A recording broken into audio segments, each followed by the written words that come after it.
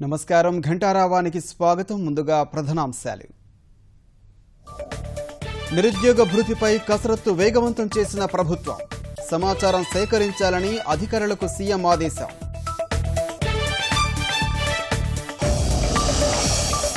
August 23న Nandyal ఉప ఎన్నికల polling 28న ఫలితాలు షెడ్యూల్ విడుదల చేసిన ఈసీ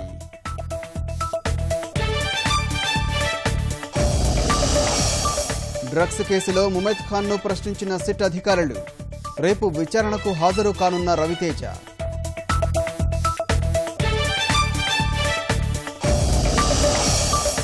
బీహార్ సీఎంగా ఆరోసారి నితీష్ ప్రమాణం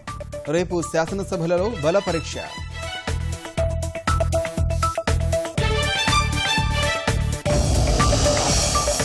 రామేశ్వరంలో కలాం స్మారకాన్ని ప్రారంభించిన ప్రధాని ఏపీజే కలలుగన్న భారత నిర్మాణానికి కలిసి రావాలని పిలుపు